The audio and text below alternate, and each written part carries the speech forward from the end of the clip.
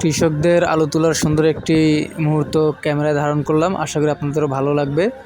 মূলত বৃষ্টি 2 দিন না আসার কারণে সকলে তাড়াহুড়ো করে আলুগুলো তুলতেছিল। কয়েকদিনের টানা বৃষ্টিতে অনেকের আলুই নষ্ট হয়ে গিয়েছে। এগুলো বালু জমি থাকার কারণে এই আলুগুলো এখনও টিকে আছে। ভিডিওর আরেকটু দূরে গেলে আপনারা দেখতে পাবেন চারদিকে মানুষ কীভাবে হন্যে হয়ে আলু তুলতেছিল। কারণ যদি আবার বৃষ্টি আসে আর এই আলু ভিজলে আলুগুলো আর পাবে না কৃষক। আকাশে কিন্তু অনেক মেঘ দেখা যাচ্ছে, যে কোনো সময় বৃষ্টি আসতে পারে, তাই কৃষকরা খুব তাড়াহুড়ো করে আলুগুলো তুলতেছিল।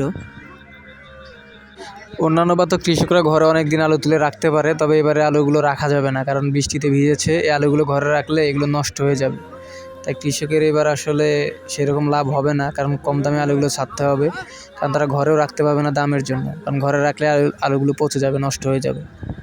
তবে বৃষ্টির আগে যারা আলু তুলেছে তাদের জন্য ভালো, তারা দীর্ঘদিন ঘরে আলুগুলো রাখতে পাবে, তারাই দাম পাবে মূলত। তবে সেটা খুব কম সংখ্যক, হাতে গোনা 2-1 জন আলু বৃষ্টির আগে তুলেছে। বেশিরভাগ কৃষকই কিন্তু বৃষ্টির পরে আলু তুলতে হয়েছে।